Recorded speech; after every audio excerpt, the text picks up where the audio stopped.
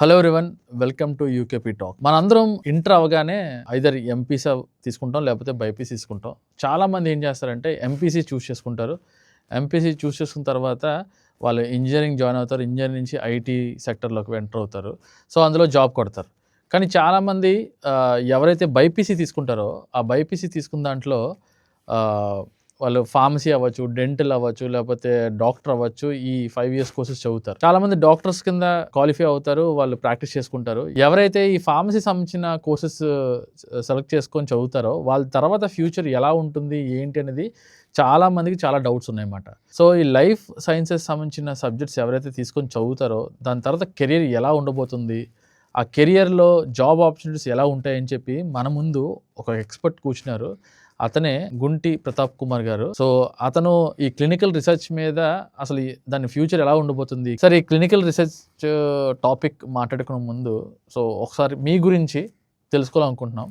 So ఒకసారి మీ journey ఎలా start అయింది, ఏంటి, ఈ క్లినికల్ రీసెర్చ్ మీద మీరు ఎలా ఎక్స్పర్ట్ అయ్యారు అనేది చెప్పండి. అందరిలాగే నేను కూడా బీఫార్మసీ చేశాను సార్. బైపీసీ ఇంటర్ బైపీసీ అయ్యాక మెడిసిన్ కోసం ట్రై చేశాను. సో అప్పుడు నాకు సీట్ రాలేదు. ఓకే. తర్వాత నాకున్న ఆప్షన్ బీఫార్మసీ. అదర్ ఆప్షన్స్ ఉండే, బట్ నాకు ఫార్మసీ మీద ఉన్న ఇంట్రెస్ట్కి తర్వాత రీసెర్చ్ మీద వెళ్దామనే ఇంట్రెస్ట్ ఉండడం వల్ల నేను బీఫార్మసీ తీసుకోవడం జరిగింది.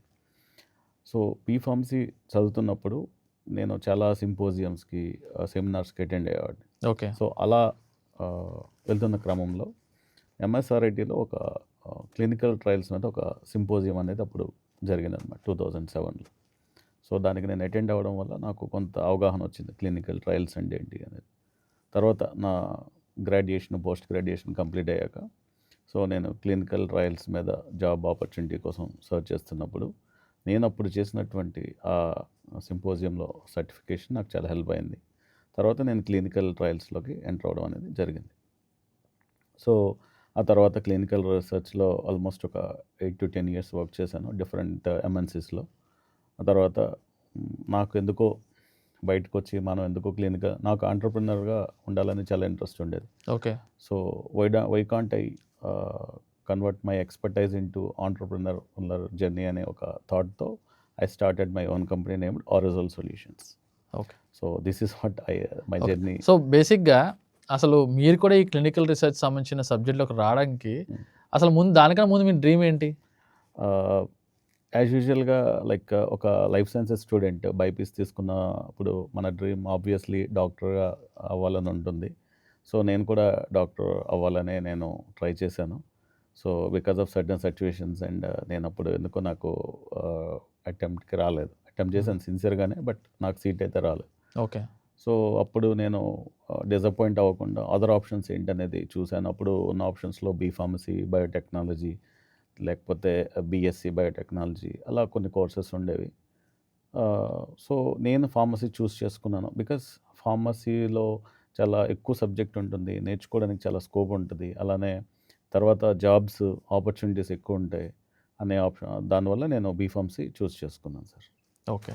సో దీని తర్వాత మీరు ఈ సెలెక్ట్ చేసుకోవడం ప్రాసెస్ అంతా ఒక ఎత్తు అయితే, ఇప్పుడు మీకు ఎవరైనా అప్పుడు గైడ్ చేశారా? ఈ పాత్లో మీరు వెళ్తే బాగుంటుంది కెరియర్ అని చెప్పి ఎవరైనా ఉన్నారా మీకు ఆ టైంలో?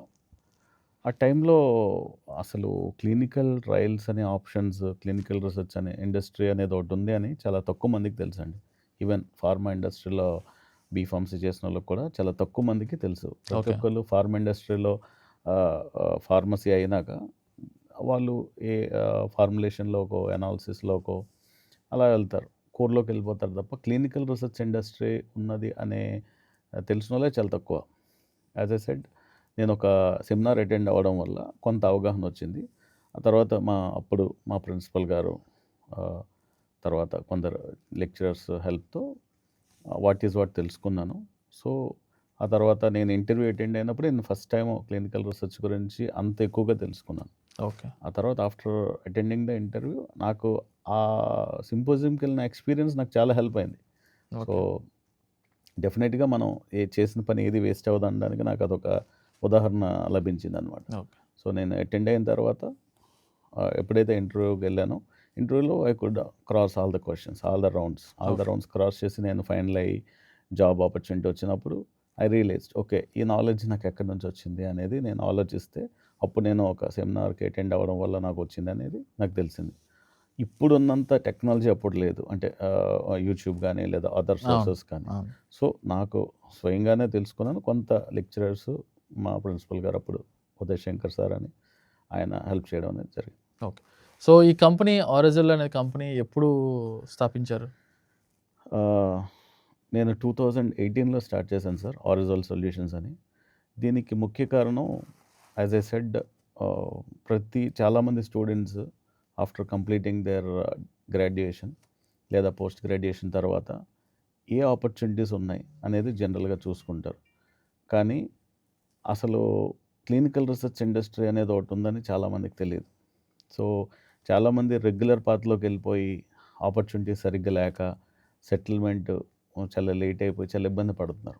అది నేను చాలామందిలో అబ్జర్వ్ చేశాను. ఈవెన్ మా జూనియర్స్ సబ్ జూనియర్స్ లో అబ్జర్వ్ చేశాను. చాలామంది వన్స్ మనకు జాబ్ వచ్చినాక ఆబ్వియస్లీ మనకి అప్రోచ్ అవుతారు. మన రిలేటివ్స్ కానీ అవును, అవును. మన జూనియర్స్ కానీ అప్రోచ్ అవుతారు. ఏంటి జాబ్ ఎలా వస్తుంది, మీరు ఏమైనా గైడ్ చేయండి అని. సో అలా నేను జాబ్ చేస్తూ కొందరికి గైడ్ చేసేవాడిని. సో నా పరిధి నేను ఎంతమందితో మాట్లాడతాను, చాలా తక్కువ మంది. కానీ there is a huge gap. ఒక స్టూడెంట్ ఒక ప్రొఫెషనల్ అవ్వాలంటే చాలా ఇన్ఫర్మేషన్ తెలిసి ఉండాలి. ప్రాపర్ గైడెన్స్లోకి వెళ్ళాలి, ప్రాపర్ మెంటర్షిప్లోకి వెళ్ళాలి. ఓకే. మీరు క్వశ్చన్ అడిగారు, మీకు ఎవరు గైడ్ చేశారు, ఎవరు మెంటర్షిప్ చేశారు అని. అప్పుడు నాకు సరిగ్గా లేదు అది. అప్పుడు ఎవరు సపోర్ట్ చేయలేదు మీకు? అంటే సపోర్ట్ అంటే మీన్స్ వాళ్ళకి కూడా అంత అప్పుడు అవగాహన లేదు. ఓకే.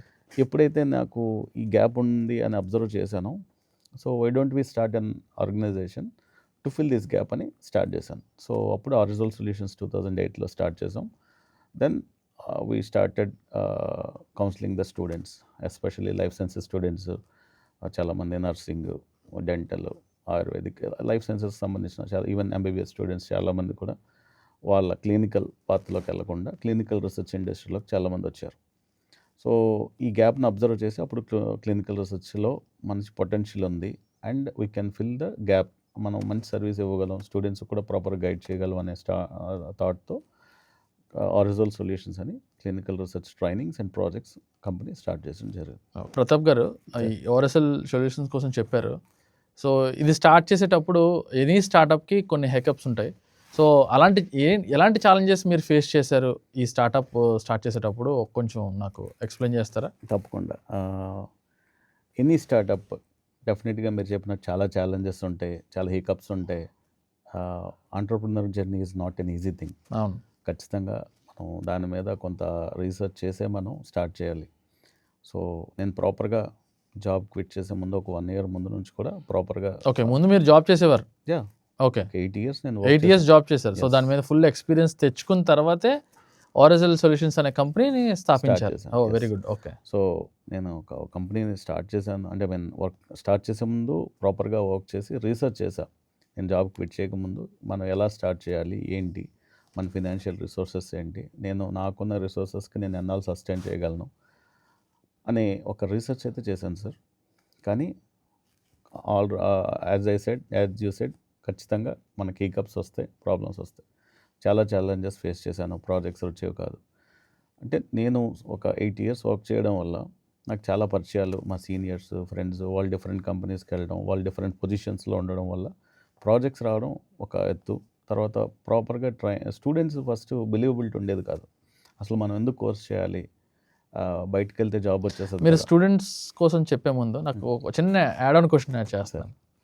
సో బేసిక్గా మన ఇండియన్ కల్చర్ అవ్వచ్చు, ఫ్యామిలీస్ అవ్వచ్చు, ఫస్ట్ వాళ్ళు సజెస్ట్ చేసేది ఏంటంటే, పేరెంట్స్ కానీ ఫ్యామిలీ రిలేటివ్స్ కానీ చెప్పేది ఏంటంటే, మంచి జాబ్ చేసుకో, పెళ్లి చేసుకో, ఫ్యామిలీ లీడ్ చేయి అనే సజెషనే చెప్తారు. సో మీరు చక్కగా మంచి కంపెనీలో జాబ్ చేస్తున్నారు, చేసిన తర్వాత మీ స్టార్టప్ ఐడియా వచ్చింది. సో మీ స్టార్టప్ ఐడియా అంటే జాబ్ మానేసి బిజినెస్లోకి రావడం అనేది నార్మల్ ట్రాన్సిషన్ కాదు.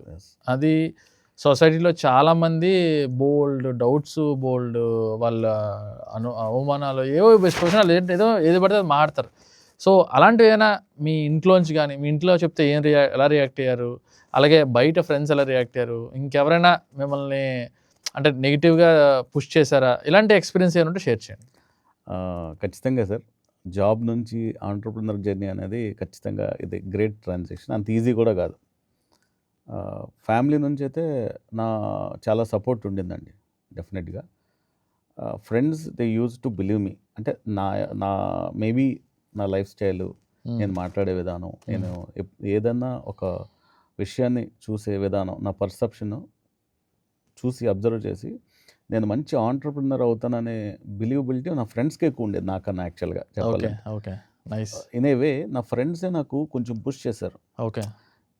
నువ్వు why don't you start a business, any business, నువ్వు మంచి ఆంటర్‌ప్రెన్యూర్ అవుతావు అనే కాన్ఫిడెన్స్ నాకు ఫ్రెండ్స్ నుంచి ఫస్ట్ వచ్చింది. నేను ఒక డెసిషన్ తీసుకొని స్టా చెప్పినప్పుడు ఫ్రెండ్స్‌కి, ఫ్యామిలీ ఆబ్వియస్లీ కొంచెం రెసిస్టెన్స్ ఉంటది. అవును. ఎందుకు అంటే మన కెరీర్‌ని కోల్పోకూడదు. మంచి జాబు, మంచి సెటిల్మెంట్ అయ్యాక మంచి పెళ్లి చేసుకొని ఫ్యామిలీతో సెటిల్ అవ్వాలి. బాగా డబ్బులు సంపాదించాలనేది మన ఫ్యామిలీ ముఖ్య ఉద్దేశం. కానీ అదర్ సైడ్ ఏంటంటే నాకు ఎక్కువ ఆంటర్‌ప్రెన్యూర్ అవ్వాలి, బిజినెస్ స్టార్ట్ చేయాలనే ప్యాషన్ ఉండడం వల్ల నేను రెండిటిని కొంచెం ప్రెషర్ ఫీల్ అయ్యాను. ఓకే. జాబ్ ప్రెషర్ కాదు, నాలో ఉన్న ఆంటర్‌ప్రెన్యూరల్ ప్రెషర్ ఫీల్ అయ్యాను. సో అది ఎలాగైనా సరే మనం స్టార్ట్ చేయాలని నేను కొంచెం రీసెర్చ్ చేసుకుని మా కజిన్స్, ఫ్రెండ్స్ వీళ్ళందరితో డిస్కస్ చేశాక నాకు in a way family 90% support చేస్తే మిగతా 10% అంటే నేను 100% నాకు సపోర్ట్ వచ్చింది. ఫ్రెండ్స్ నుంచి అయితేనేమి, ఫ్యామిలీ నుంచి, కజిన్స్ నుంచి. అలా సపోర్ట్ చేసిన తర్వాత ఓకే, మనం జర్నీ స్టార్ట్ చేయొచ్చు అని ఈ జర్నీ స్టార్ట్ చేశాను. తర్వాత మీరు అది చాలా ఛాలెంజెస్ ఫేస్ చేశాను. ప్రాజెక్ట్స్ అయితేనేమి. ఎంత మీ ఫస్ట్ ఇన్వెస్ట్మెంట్ ఎంత ఈ స్టార్టప్కి? ఫస్ట్ ఇన్వెస్ట్మెంట్ ఏంటి మీది? హార్డ్లీ ఒక 10 lakhsతో స్టార్ట్ చేశాను. ఓకే. అంటే బిఫోర్ ఆరిజల్ నేను వేరే ఇన్వెస్ట్మెంట్స్ చేశాను కాబట్టి నాకు బిజినెస్ ఎలా చేయాలనే ఐడియా ఉంది. ఓకే.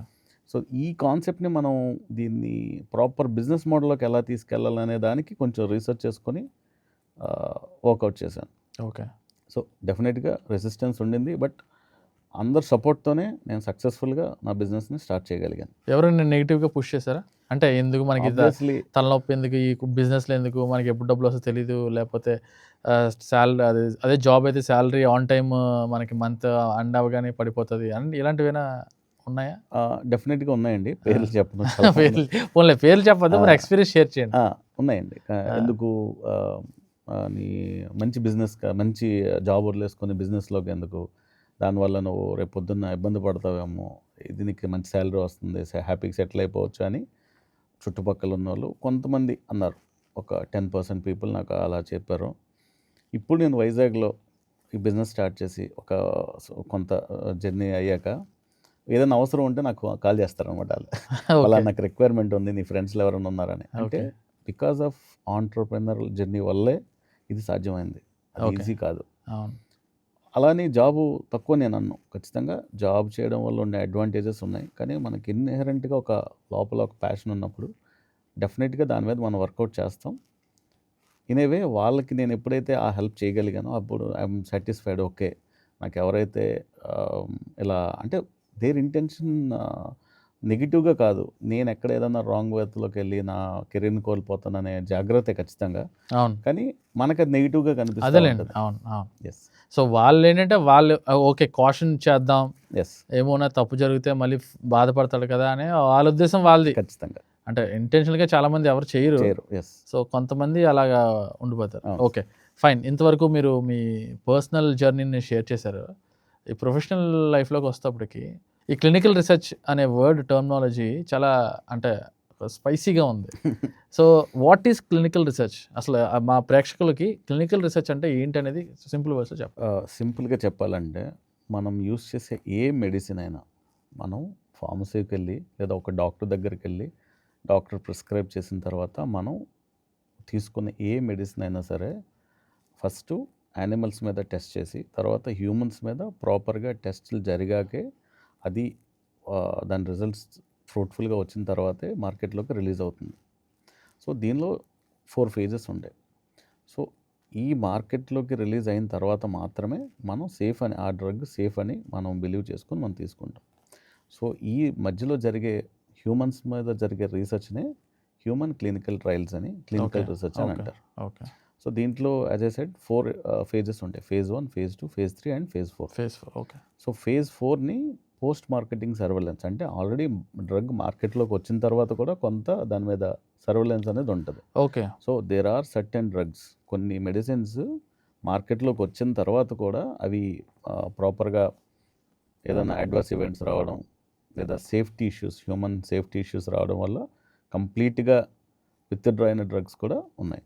సో క్రిస్ప్గా సింపుల్గా చెప్పాలంటే మనిషి మీద జరిగే హ్యూమన్ క్లినికల్ ట్రయల్స్ని క్లినికల్ రీసెర్చ్ ఇండస్ట్రీ అంటారు.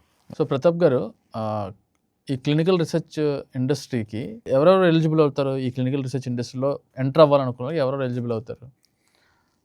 లైఫ్ సైన్సెస్ బ్యాక్గ్రౌండ్ ఉన్న ప్రతి గ్రాడ్యుయేట్, ప్రతి స్టూడెంటు, ప్రతి సో లైఫ్ సైన్స్ అంటే కొంచెం బ్రేకప్ చేస్తారా? యా, అంటే బీఎస్సీ, ఎంఎస్సి. లైఫ్ సైన్సెస్ అంటే chemistry, biology, zoology, biotechnology, microbiology, వీటితో పాటు B pharmacy, M pharmacy, pharma D, medicine, dental, Ayurvedic. ఈ అంటే లైఫ్ సైన్సెస్ సంబంధించిన గ్రాడ్యుయేట్ ఎవరు ఏది చేసినా క్లినికల్ రీసెర్చ్లోకి ఎలిజిబుల్లే. కానీ they need to do certain certifications. వాళ్ళు క్లినికల్ రీసెర్చ్ మీద ఏదన్నా ఒక కోర్స్ చేస్తుంటే వాళ్ళకి సులభతరం అవుతుంది. సో ఆ మామూలు డిగ్రీ ఏదైతే ఉందో ఆ డిగ్రీ ఫినిష్ చేసిన తర్వాత క్లినికల్ సర్టిఫికేషన్స్ చేయాలి. ఓకే. ఈ ఇండస్ట్రీలోకి రావాలని ఓకే. సో ఈ క్లినికల్ రీసెర్చ్ ఇండస్ట్రీలోకి మోస్ట్ ఆఫ్ ద పీపుల్ అంటే మనం అంటే యాజ్ అ లేమ్యాన్గా మనం ఆలోచించేది ఎవరు ఉంటారు దాంట్లో అంటే ఒక డాక్టర్, ఒక సైంటిస్ట్, ఇలే ఉంటారు అనుకుంటాం. అది కాకుండా వేరే వాళ్ళు కూడా ఉండొచ్చా? అంతే. అదే సార్, ఇప్పుడు ఒక మెడిసిన్ బయటికి రావాలంటే చాలా రీసెర్చ్ జరగాలి. ఒక డాక్టర్, ఒక సైంటిస్ట్తో పాటు చాలామంది దానికి పనిచేస్తూ ఉంటారు.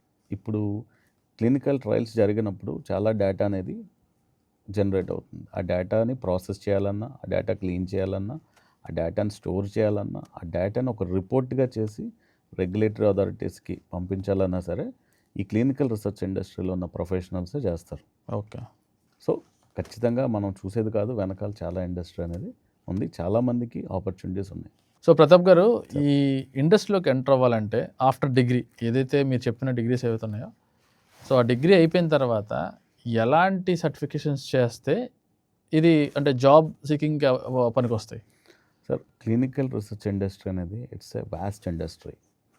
దీంట్లో చాలా డొమైన్స్ ఉన్నాయి, like clinical trials, clinical data management, clinical SAS, bioinformatics, biostats, pharmacovigilance, ఇలా చాలా డొమైన్స్ ఉన్నాయి. పెద్ద సైంటిఫిక్ వర్డ్సే.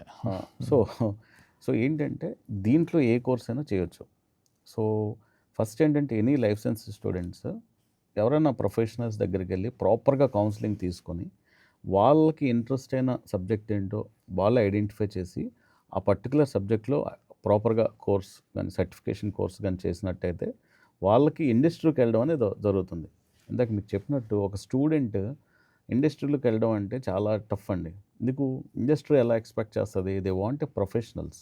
ఓకే. ప్రాపర్గా అంటే మనం చెప్పింది స్కిల్ ఉండాలి. స్కిల్ వాళ్ళు నేర్చుకుంటున్నారా లేదా, వాళ్ళు డెవలప్ చేసుకుంటున్నారా లేదా, మనకు కావాల్సిన అవుట్పుట్ ఇస్తున్నారా లేదా అనేది ఇండస్ట్రీ చూస్తుంది. యాజ్ అ బిజినెస్ పీపుల్గా మనం కూడా చూసేది అదే. మన దగ్గరకు వచ్చిన ఎంప్లాయ్ మనం చెప్పింది ప్రాపర్గా ట్రైనింగ్ నేర్చుకొని మనకు కావాల్సిన డెలివరీ చేస్తున్నాడా లేదనేది చూస్తాం. ఏ ఇండస్ట్రీని అదే చూస్తుంది.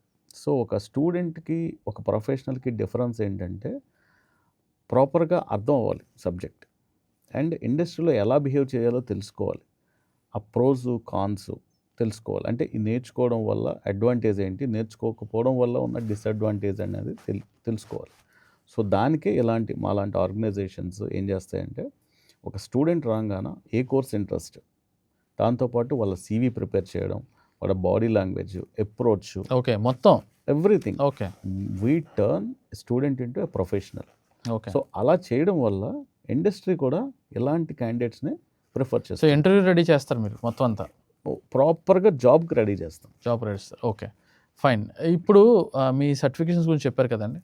ఈ సర్టిఫికేషన్స్ ఈ ఎవరైతే పాస్అవుట్స్ ఉంటారో అవి చేయాలనుకుంటే యావరేజ్గా వాట్ ఈస్ ద కాస్టింగ్, అంటే వాళ్ళకి ఈజీగా అంటే యాక్సెసిబుల్లా కాదా అని చెప్పి అనుకుంటారు కదా. అంటే చాలామంది ఏమనుకుంటారంటే ఫస్ట్ బేసిక్ ప్రాబ్లం స్టూడెంట్స్ దగ్గర ఏంటంటే అసలు ఆ కోర్స్ని అఫోర్డ్ చేయగలనా, ఆ సర్టిఫికేషన్ నేను అఫోర్డ్ చేయగలనా అనే క్వశ్చన్ మార్క్ దగ్గర ఉండిపోయి వాళ్ళు అసలు అటెంప్ట్ కూడా చేయడం మానేస్తారు. అవును సో ఇది అంటే వాళ్ళకి ఎంత యాక్సెసిబుల్గా ఉందనేది మీరు ఒకసారి ఎక్స్ప్లెయిన్ చేయండి. సార్. మనం ఇప్పుడు ఎనీ కోర్స్ గ్రాడ్యుయేషన్ కోర్స్ తీసుకుంటే 1 lakh నుంచి 2 lakhs ఉంది పర్ ఇయర్.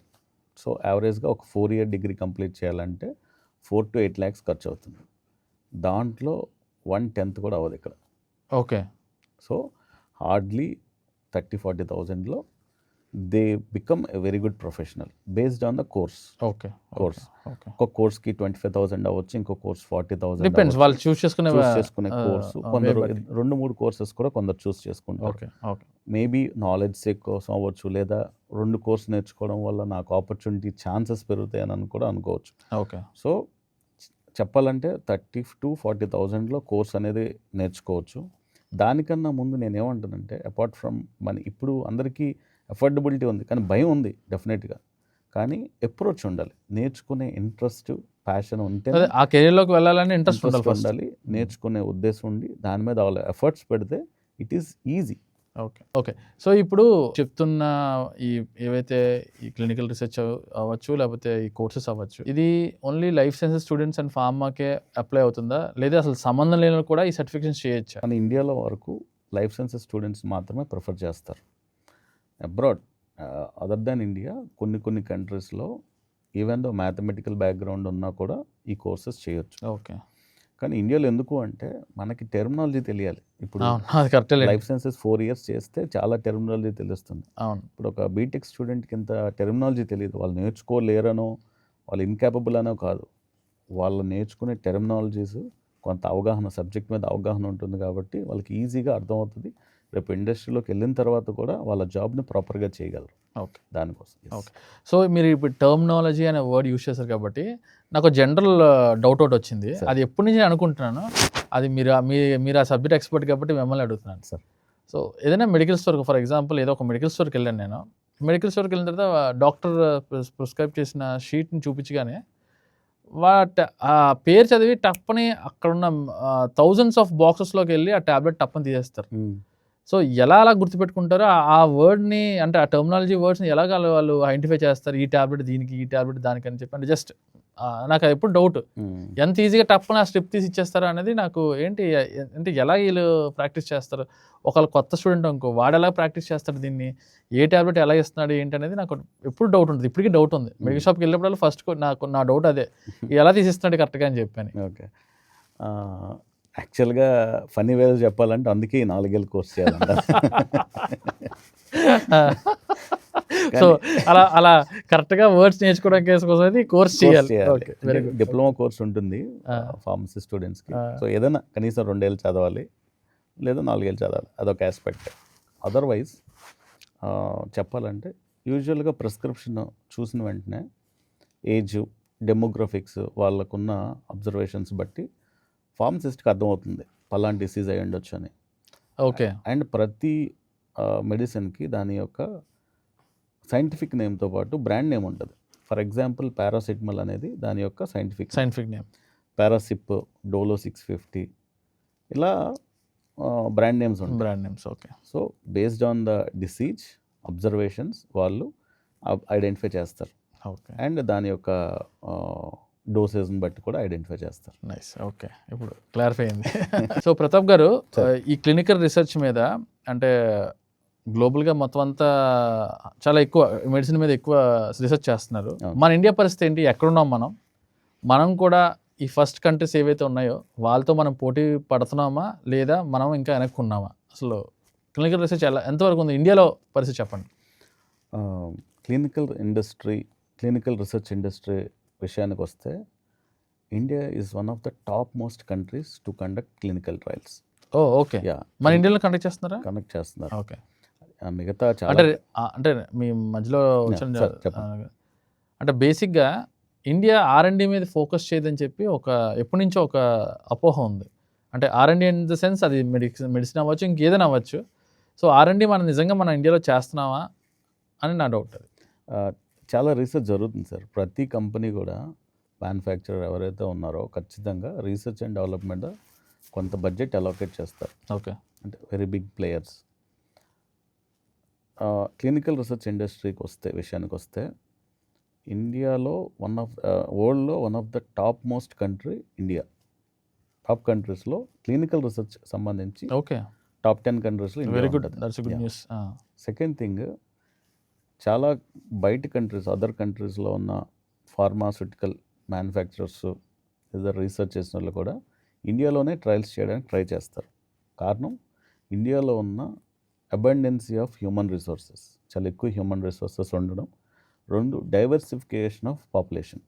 సో చాలా రేసెస్, చాలా జెండర్స్, చాలా డిఫరెంట్ టైప్స్ ఆఫ్ క్లైమేట్స్ ఇండియాలో ఉండడం వల్ల ఇండియా అనేది క్లినికల్ రీసెర్చ్ చేయడానికి చాలా అనువైన ప్రదేశం. ఓకే, అండ్ ఇక్కడ పీపుల్ కూడా చాలా వామ్. మన Indian mentality is very warm. So వీటితో పాటు ఇండియాలో ఎక్కువ కాంట్రాక్ట్ రీసెర్చ్ ఆర్గనైజేషన్స్ ఉండడం వల్ల ఇండియాలో క్లినికల్ రీసెర్చ్ ఇండస్ట్రీ అనేది చాలా స్కోప్ ఉంది. అపార్ట్ ఫ్రమ్ దట్, అసలు ఎందుకు ఇండియాలోనే చేయాలి అంటే, ఇందాక చెప్పినట్టు climatic conditions, different races, different kinds of populations, different food habits. దానివల్ల క్లినికల్ రీసెర్చ్లో ప్రాపర్ రిజల్ట్స్ రావాలంటే ఇవన్నీ అవసరం. ఓకే. దానివల్ల India is one of the top countries to conduct clinical trials. So గ్లోబల్గా మన పరిస్థితి ఏంటి? గ్లోబల్గా we are competing with any other country. So clinical research industry వరకు అయితే ఇండియాలో చాలా స్కోప్ ఉంది. There is no doubt about it. And మనకు తెలుసు, రోజు రోజుకి డిసీజెస్ పెరుగుతున్నాయి, అవును, చాలా రీసెర్చ్ జరుగుతుంది. సో దానివల్ల క్లినికల్ రీసెర్చ్ ఇండస్ట్రీకి ఇండియా వరకు అయితే ఎలాంటి డోకా లేదు. అంటే ఎస్పెషల్లీ ప్రొఫెషన్స్ ఎవరైతే ఆస్పిరెంట్స్ దీంట్లోకి రావాలనుకుంటున్నారో ఆపర్చునిటీస్ కూడా చాలా మెండుగా ఉంటాయి. Okay, nice. ప్రతాప్ గారు, సార్, ఇప్పుడు ఇంత ఇన్ఫర్మేషన్ ఇచ్చారు కదా, సో ఈ కెరియర్ చూస్ చేసుకున్న తర్వాత, సర్టిఫికేషన్స్ అయిపోయిన తర్వాత ఎలాంటి జాబ్ ఆపర్చునిటీస్ ఉంటాయి? అండ్ ఇండియాలో పరిస్థితి ఏంటి, అబ్రాడ్లో పరిస్థితి ఏంటి? అంటే ఎక్కువ ఎక్కడ వచ్చే అవకాశాలు ఉన్నాయి? సార్, దీంట్లో క్లినికల్ ట్రయల్స్లోకి విషయానికి వస్తే క్లినికల్ రీసెర్చ్ అసోసియేట్ అనే జాబ్ పొజిషన్ నుంచి సిడిఎంలో, క్లినికల్ డేటా మేనేజ్మెంట్లో clinical data associate, clinical data manager, తర్వాత క్లినికల్ SaaSలో విషయానికి వస్తే క్లినికల్ SaaS ప్రోగ్రామర్ అని డిఫరెంట్ రోల్స్ ఉంటాయి. బయోస్టాటిస్టిషియన్, బయోఇన్ఫర్మాటిక్స్ ప్రొఫెషనల్, ఇట్లా చాలా జాబ్ ఆపర్చునిటీస్ క్లినికల్ రీసెర్చ్లో ఉన్నాయి. ఇండియాలోనే కాదు, బయట కూడా చాలా, అంటే అదర్ దాన్ ఇండియా చాలా జాబ్ ఆపర్చునిటీస్ ఉన్నాయి. ఎందుకంటే ఇందాక చెప్పినట్టు చాలా రీసెర్చ్ జరగడం వల్ల చాలా డేటా అనేది ఇప్పుడు మార్కెట్లో ఉంది, అవైలబుల్గా ఉంది. చాలా డేటా ఉండడం వల్ల ఈ డేటాని ప్రాపర్గా అనాలిసిస్ చేయాలన్నా, ఈ డేటాని ప్రాపర్గా మనం రిపోర్ట్ చేయాలన్నా సరే clinical research associates, clinical data managers, clinical SaaS programmers అవసరం చాలా ఉంది. ఇండియాలోనే కాదు, బయట కూడా చాలా జాబ్ ఆపర్చునిటీస్ ఉంటాయి. అండ్ ఎస్పెషల్లీ దీంట్లో మంచి శాలరీస్. అంటే యూజువల్గా ఎనీ జాబ్లో మనం చూసేది ఏంటి, మంచి శాలరీస్ ఉందా లేదా, మంచి కెరీర్ గ్రోత్ ఉందా లేదా, జాబ్ సెక్యూర్గా ఉందా లేదా, అండ్ వర్క్ లైఫ్ బ్యాలెన్స్ ఉందా లేదా, మనకు కావాల్సిన లీవ్స్ వస్తున్నాయా, షిఫ్ట్స్ ఉన్నాయా, రిమోట్ లొకేషన్స్లో మనం జాబ్ చేసుకోవచ్చా. ఇది మనం యూజువల్గా చూసే టాప్ లేదా మన డ్రీమ్ జాబ్ యొక్క క్వాలిటీస్. స్టార్టింగ్ ఒక ఫ్రెషర్కి స్టార్ట్ అయ్యే శాలరీ ఎంత అండి? 3 to 5 lakhs per annum. Yes. Okay. Based on the company. And వాడి ఎక్స్పీరియన్స్, వాడు తెలివితేటలు, లేకపోతే వాడి ఎక్స్పర్టీస్ పెరిగితే ఎక్కడి వరకు వెళ్ళే అవకాశం ఉంది? అంటే 3 to 5 lakhs per annum నుంచి ఒక for example down the line 5 to 10 years వాడి ఎక్స్పీరియన్స్తో ఎంత శాలరీ వరకు వెళ్ళే అవకాశం ఉంది? Sir, now sky is the limit sir for salary. అంటే యావరేజ్గా మామూలుగా. ఎందుకు అంటే మనం ఇదివరకు శాలరీ అనేది ఒక అప్పర్ లిమిట్ ఉండేది, ఎంత శాలరీ. ఇప్పుడు మనం చూస్తున్నాం ప్యాకేజెస్ 1 crore, 2 crores ప్యాకేజ్. అంటే ఒక ఎంప్లాయీకి వచ్చే శాలరీస్, నాట్ ఈవెన్ CEOs, ఎంప్లాయీస్కి. ఎందుకు? సో 5 to 10 yearsలో it may go up to 35-40 lakhs. అంటే based on the company, based on the expertise, based on the capabilities, talent, lot of things. So అంటే and again the domain they choose. ఇప్పుడు clinical SaaS programmer అనుకోండి, 5 yearsలో 25 lakhsకి ఈజీగా చేరవచ్చు. మంచి కంపెనీకి వెళ్ళి ప్రాపర్గా నేర్చుకుని మంచి ప్రాజెక్ట్ వచ్చి తర్వాత మంచి క్లయింట్ ఉండి, ఇలా based on the factors, different factors. As I said, ఈ ఏదైతే డ్రీమ్ జాబ్ క్వాలిటీస్ ఉన్నాయో, job security, as I said, నేను చాలా నెంబర్ ఆఫ్ క్లినికల్ ట్రయల్స్ జరుగుతున్నాయి, రీసెర్చ్ చాలా వ్యాస్ట్ రీసెర్చ్ జరగడం వల్ల జాబ్స్కి అయితే కొద్ది ఉండదు, at least for next 25 years. Oh okay. Even though there is a huge AI intervention in the industry, health care ఇండస్ట్రీలో ఏఐ వల్ల ఇంకా నెంబర్ ఆఫ్ జాబ్స్ ఆపర్చునిటీస్ పెరుగుతాయి. ఎందుకంటే technology makes jobs easy, but human intervention and human touch, human analysis is equal important, especially in the medical field. Okay. Health care ఇండస్ట్రీలో ఎంత technology technology add అవుతుంటే అంత మంచిది. ఎలాగా మనం కోపప్ అవ్వాలి, ఆ టెక్నాలజీ మనం అప్డేట్ అవ్వాలి. అప్డేట్ అవ్వాలి. Next work life balance. దీంట్లో ఏంటి, మనకు కావాల్సినంత మన ప్రాజెక్ట్ అయిన తర్వాత కొంచెం ఫ్రీగా ఉంటుంది, లేదా మనకు కావాల్సిన షిఫ్ట్స్ ఉంటాయి, అబ్రాడ్ ఆపర్చునిటీస్ ఉంటాయి, మంచి శాలరీస్ ఉంటాయి. సో వాట్ నాట్, ఈ ఇండస్ట్రీలో, క్లినికల్ రీసెర్చ్ ఇండస్ట్రీలో ఒక ఐటీ అంటే యూజువల్గా any professional, any job aspirant okay ఏదైతే క్వాలిటీస్ కోరుకుంటాడో అవన్నీ కూడా క్లినికల్ రీసెర్చ్ ఇండస్ట్రీలో ఉన్నాయి. Provided they should be properly mentored, guided and properly placed in the industry. Okay. And ఇప్పుడు ఈ శాలరీ స్ట్రక్చర్ అవన్నీ ఎక్స్ప్లెయిన్ చేశారు కదా, మీకు తెలిసిన టాప్ కొన్ని కంపెనీస్ పేర్స్, అంటే అవి వాటిల్లో ఈ కంపెనీస్ అవైలబుల్గా ఉన్నాయి, హైరింగ్ ఇవి ఎక్కువ చేస్తున్నాయి కంపెనీస్ లిస్ట్ చెప్తారా? ఐక్వియా అనే కంపెనీ ఉంది సార్, కోవాన్స్, పరాగ్జెల్, పీపీడి, ఇలా నెంబర్ ఆఫ్ కంపెనీస్ ఉన్నాయి. నౌడేస్ టీసీఎస్లో కూడా ఈ సాస్ ప్రోగ్రామర్స్, క్లినికల్ డేటా మేనేజ్మెంట్లో జాబ్ ఆపర్చునిటీస్ ఉన్నాయి. అంటే most of the top pharma companies and even few IT companies also providing these opportunities. Okay. So Pratap గారు, ఇప్పుడు జాబ్ శాలరీ కోసం చెప్పారు, కంపెనీస్ కోసం చెప్పారు. ఫర్ ఎగ్జాంపుల్ ఒక ఐటీ స్టూడెంట్ ఉన్నారు, ఓకే, ఐటీ కంపెనీలో జాబ్ చేస్తున్నారు. He want to switch his career, ఒక ఐటీ సెక్టర్ నుంచి క్లినికల్ రీసెర్చ్లోకి రావాలనుకుంటున్నాడు.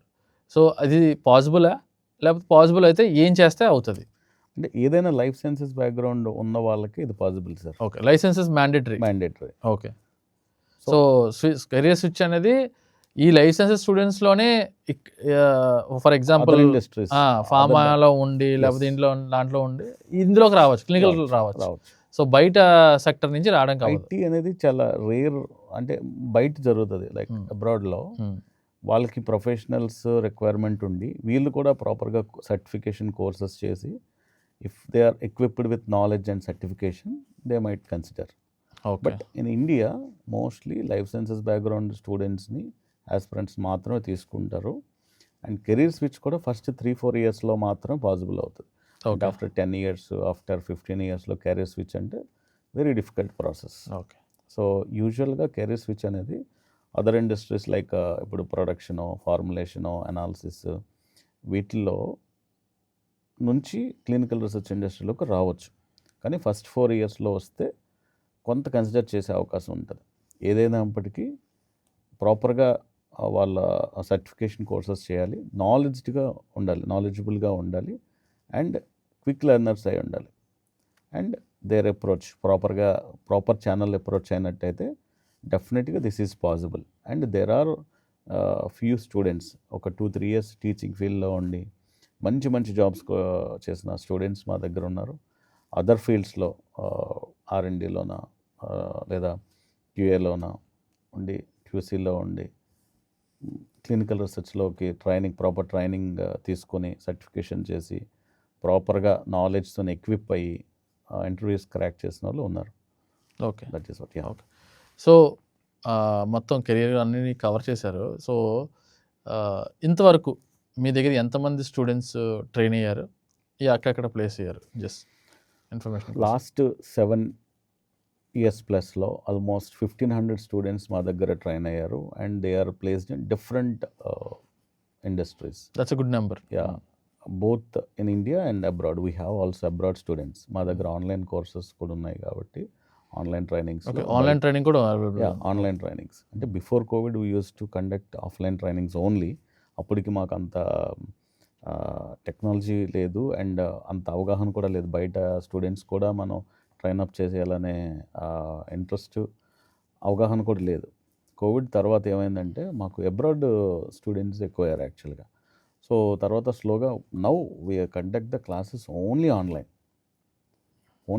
ఎందుకంటే దీనివల్ల కూడా కొన్ని హికప్స్ మేము కవర్ చేయగలిగాం. ఎలాగా, కొంతమందికి ట్రావెల్ ఒక 1 hour, half an hour travel చేసి ఇక్కడికి వచ్చి, అండ్ మా ట్రైనర్స్ కూడా industry experts, at least 10+ years experience ఉన్న ట్రైనర్స్ మాత్రం మా దగ్గర ఉన్నారు. ఓకే. ఒకటి. సెకండ్ థింగ్ ఏంటంటే వాళ్ళు ట్రావెల్ చేయాలి, వీళ్ళు ట్రావెల్ చేయాలి. 10+ ఎక్స్పీరియన్స్ అంటే at least we need to hire from హైదరాబాదో, బెంగళూరు నుంచో, పుణే నుంచో, అహ్మదాబాద్ నుంచో మేము తీసుకురావాలి. సో దానికి ట్రావెల్, అండ్ ఇప్పుడు స్టూడెంట్స్ కూడా ట్రావెల్ చేసి ఇక్కడికి వచ్చి నేర్చుకుని వెళ్ళి మళ్ళీ ప్రాక్టీస్ చేసి, ఇది కొంచెం డిఫికల్ట్ అయ్యేది అప్పుడు కూడా, కానీ తప్పేది కాదు ఆఫ్లైన్ క్లాసెస్ వల్ల. కానీ ఎప్పుడైతే ఆన్లైన్ మేము ట్రాన్స్ఫార్మ్ అయ్యామో కంప్లీట్గా ఈజీ అయింది. ఇప్పుడు ట్రైనర్ ఎక్కడి నుంచైనా వాళ్ళు they can start classes, student ఎక్కడి నుంచైనా వినొచ్చు. మిస్ అయిన క్లాసెస్, రికార్డెడ్ క్లాసెస్ ఉంటాయి, మెటీరియల్ ఉంటుంది. సో అప్రోచ్ ఈజీ అయింది, అండ్ వాళ్ళు ఎనీ రిమోట్ లొకేషన్స్ నుంచి నేర్చుకోవచ్చు, ప్రొవైడెడ్ వాళ్ళకి ఆ క్లాస్లోకి వినాలని ఇంట్రెస్ట్ ఉండాలి, అంతే, దట్స్ ఇట్. ఓకే. సో దానివల్ల ఈజీ అయింది ఆన్లైన్ క్లాసెస్ వల్ల. అండ్ యాజ్ ఐ సెడ్, బయట అబ్రాడ్లో అయితే నెంబర్ ఆఫ్ స్టూడెంట్స్ అట్లీస్ట్ అదే 300-400 పీపుల్ అబ్రాడ్లోనే మా స్టూడెంట్స్ ప్లేస్ అయ్యారు. Okay, very good. So down the lane original solution అవ్వచ్చు, క్లినికల్ రీసెర్చ్ ఇండస్ట్రీ అవ్వచ్చు, 5 years డౌన్ ద లైన్లో ఎలా ఉండబోతుంది అనేది చెప్తారా?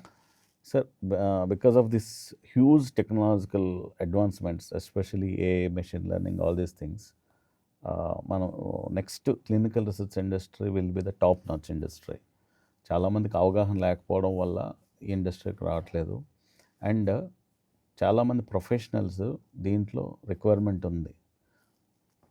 సో దీనివల్ల ఏంటంటే ఇండస్ట్రీలో ప్రొఫెషనల్స్ రిక్వైర్మెంట్ ఉండడం వల్ల హైయెస్ట్ పెయిడ్ ఉన్నారు, హైయెస్ట్ కెరీర్ గ్రోత్ ఉంది, సెక్యూరిటీ ఉంది, అండ్ బయట రేపొద్దున్న వాళ్ళు if they wanted to move to other countries, వాళ్ళ ఆపర్చునిటీస్ ఈక్వల్గా ఉన్నాయి. When it comes to clinical research industry, please, Orizol, what is original solutions for down the line 5 years? 5 years. So మేము present ఎక్కువ trainings, చాలా తక్కువ projects చేస్తున్నాం. We are majorly consultants, అంటే ఏమైనా క్లినికల్ ట్రయల్ ప్రాజెక్ట్స్ ఇక్కడ లోకల్ ఎస్ఎంఓస్కి కొన్ని కన్సల్టేషన్స్ చేసాం. Now we wanted to make it more automated. So student ఇప్పుడు మామూలుగా ఒక బ్యాచ్ స్టార్ట్ అవ్వాలంటే అట్లీస్ట్ 1 month వెయిట్ చేయాల్సి ఉంటుంది, 1.5 months, సమ్టైమ్స్ 2 months కూడా వెయిట్ చేయాల్సి ఉండింది.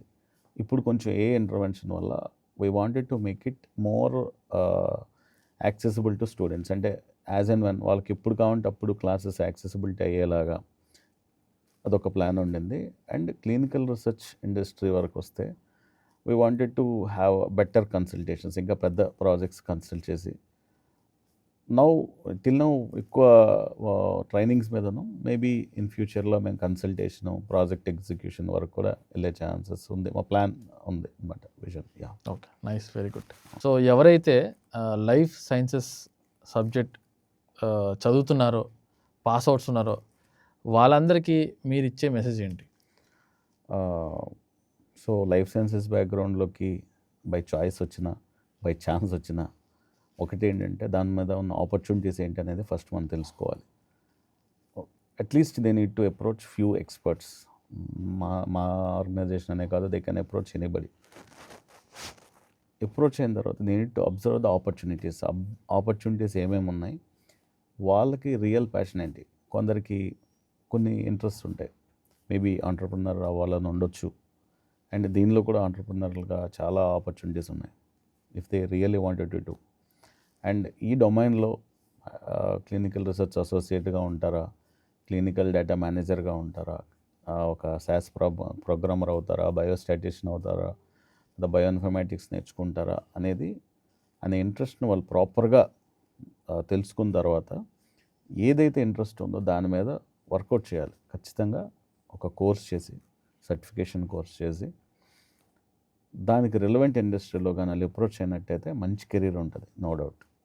కానీ చాలామంది ఏంటంటే ఈ ఆపర్చునిటీస్ ఉన్నాయని తెలియక అదర్ ఆపర్చునిటీస్కి వెళ్ళడం, లేదా డిప్రెషన్లోకి వెళ్ళడం, లేదంటే ఎందుకు ఈ దీనిలోకి వచ్చామనే ఒక ఎందుకు ఈ చిన్న సబ్జెక్ట్ చదివామా, disappoint ఎందుకు ఈ అవ్వడం డిగ్రీ దీనివల్ల ఉపయోగం లేదు అనే ఫీలింగ్. ఉంది. కానీ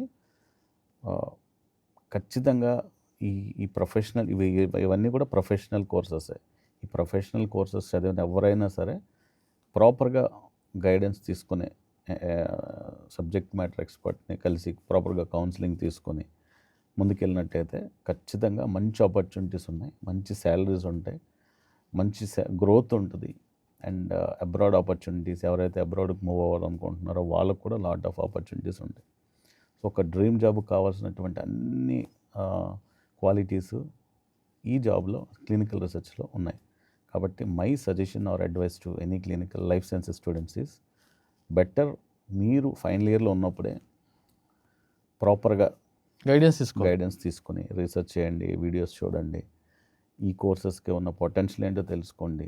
so there are many professional platforms, LinkedIn అని ఇలా చాలా ప్రొఫెషనల్ ప్లాట్ఫామ్స్లో మీకు రిలవెంట్గా ఏదైతే పీపుల్ ఉన్నారో, ఇండస్ట్రీస్ ఉన్నారో వాళ్ళకి అప్రోచ్ అవ్వండి. సో ఇవన్నిటికి కూడా ఒక ప్రాపర్ గైడెన్స్లో వెళ్తే ఖచ్చితంగా మంచి సక్సెస్ ఉంటుంది, మంచి కెరీర్ ఉంటుంది. ఓకే. సో ఇంత బాగా ఈ కెరియర్ గైడెన్స్ ఇచ్చినందుకు చాలా థ్యాంక్స్. అండ్ దానికి ముందు వ్యూవర్స్ అందరికీ అసలు కెరియర్ గైడెన్స్ ఎక్కడ స్టార్ట్ అవుతుంది, ఏంటి, మిమ్మల్ని కాంటాక్ట్ చేయాలంటే మీ ఇన్ఫర్మేషన్ని కొంచెం చెప్తారా? తప్పకుండా సార్, మీకు నా డీటెయిల్స్ ఇస్తాను. And you can visit orizol.in, www.orisole.in. And contact number కూడా చెప్పండి, మేము డిస్ప్లే చేస్తాం, బట్ మీరు కూడా చెప్పండి. 9100055595. సారీ, 9100122295.